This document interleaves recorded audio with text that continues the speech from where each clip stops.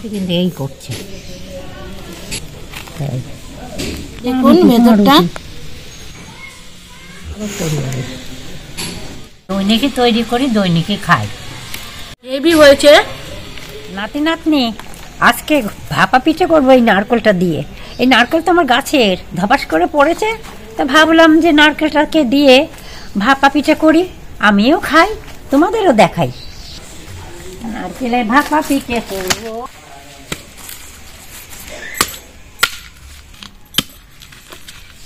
নারকেল কত ছুলেছি, নারকেল ছোলার জন্য আমাকে ডেকে নিয়ে যেত, আর আজকে এখন তবুও এখনো পারি, এখন আর লোকের বাড়ি যাই না, বাড়িটাই করে খাই, আমি বাকি বাড়ি খাই।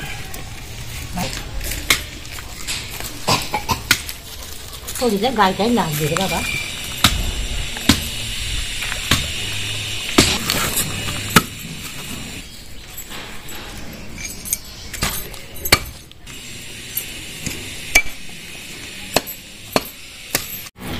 ও নাতি নাতনি, এই যে নারকেল ছাড়িয়েছি, নারকেলটা ভিতরটা দেখেছো তো, অনেক সুন্দর, খেতেও সুন্দর।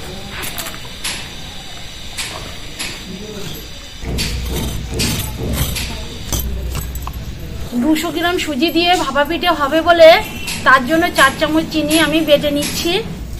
200 গ্রাম সুজির মধ্যে 4 চামচ চিনি দিলেই হবে।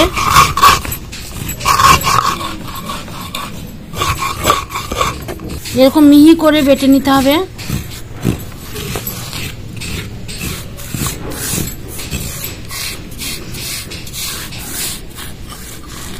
মাখাবা তাই তো?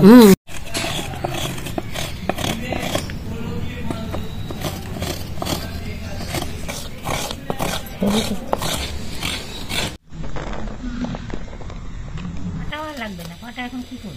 200 সুজি নিয়েছি, ঢেলে নিচ্ছি বাটির মধ্যে। এরকম একটা বড় পাত্রে নিতে হবে। স্বাদ মতো একটু লবণ দিয়ে দেবো।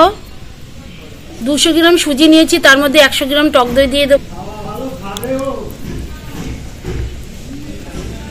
এরকম একটা কাঁটা নিয়েছি, কাঁটারের সাহায্যে ভালো করে মিশিয়ে নেব। উনুনটা ধরে গেছে, এবার কড়াইটা বসিয়ে দিচ্ছি। একটুখানি জল দিয়ে দেবো।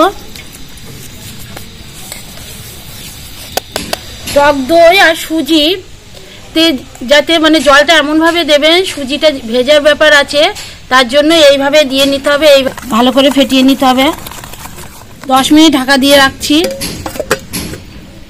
পিঠে করার জন্য আমি নারকেলের ক্ষীরটা বানিয়ে নেব। কড়ার মধ্যে নারকেল দিয়ে দিচ্ছি। একটা নারকেলে 200 গ্রাম গুড় লাগে, বড় নারকেল হলে 250 গ্রাম লাগে। আমি 200 গ্রাম গুড় দিয়ে দিচ্ছি।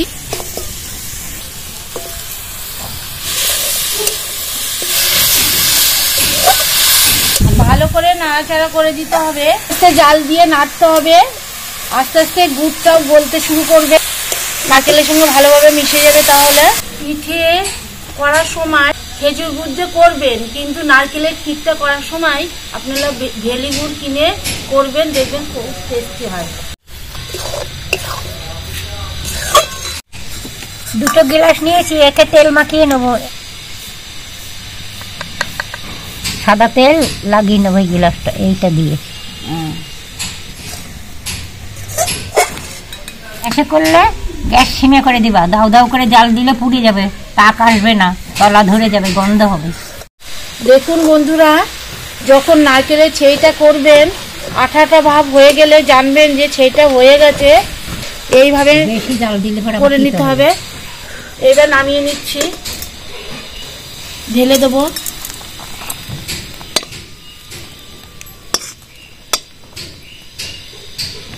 কড়ার মধ্যে এবার জল দিয়ে দেবো। এই স্ট্যান্ডটা বসিয়ে দেবো। এমন ভাবে জল দিতে হবে স্ট্যান্ডটা যেন ডুবে যায়। কিছুক্ষণের জন্য জলটা ঢাকা দিয়ে দেবো।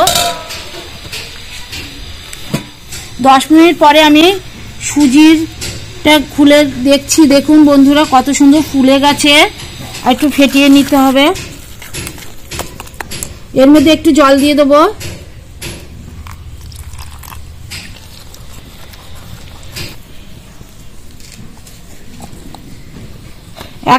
ছোট 1 চামচ বেকিং পাউডার দিয়ে দিচ্ছি, 1 চামচ বেকিং সোডা দিয়ে দিচ্ছি,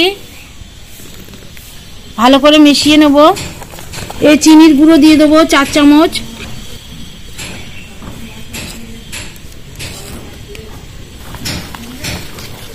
মিশ্রণটা এইভাবে করে নিতে হবে। এই তেল লাগানো আছে গিলাসে, এবার আমি ঢেলে নেব মিশ্রণটা।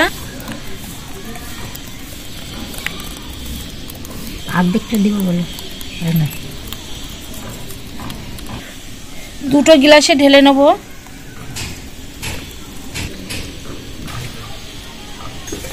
নারকেলের ছেইটা এবার এইভাবে মুঠো করে লম্বা করে নিতে হবে। যত বড় গিলাস নেবেন সেই অনুযায়ী এটা লম্বা করে এরকম ছেই করে নেবেন, এরকম।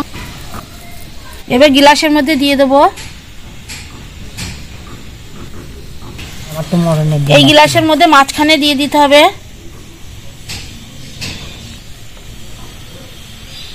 এবার জলটা টকবক করে ফুটতে শুরু করে দিয়েছে। এবার গিলাস দুটো বসিয়ে দেবো,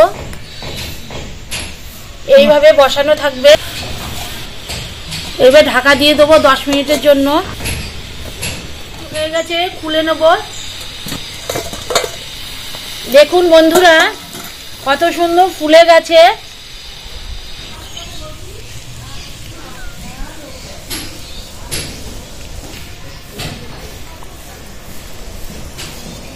দুটো নামিয়ে নেব।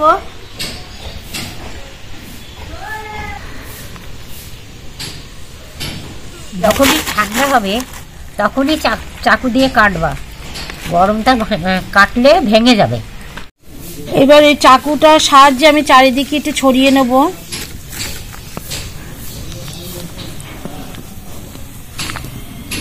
দেখুন বন্ধুরা এইবার খুলে নিচ্ছি। স্পঞ্জি স্মুথ হয়েছে আর খুব জালিদার টাইপের হয়েছে।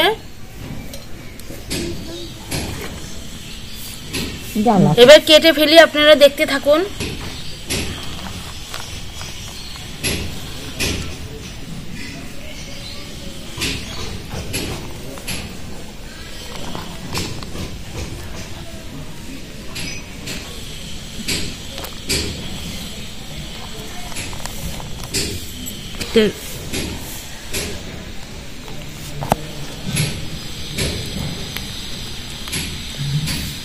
ঠান্ডা হলে আপনারা খুলবেন ভাপা পিঠে, কিন্তু গরম অবস্থা খুললে ভেঙে যাবে। দেখুন কত সুন্দর ভাবে উঠে গেছে। আমার ইয়েতে একটু লাগেনি। এবার কেটে নেব। বলছি আমার বুকের মধ্যে কিন্তু এই করছে।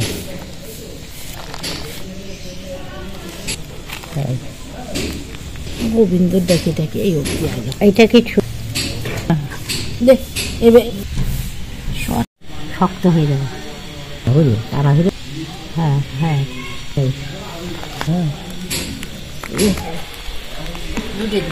না না, ছেলে নাতি নাতনিরা কেমন সুন্দর না হয়েছে জানো। এইরকম করে তোমরা ঘরে করে খাবা। পুরো দেখুন পঞ্চের মতো হয়েছে, খুব সুন্দর। দেখুন ভেতরটা এতক্ষণ ধরে করি কি পাউরুটি।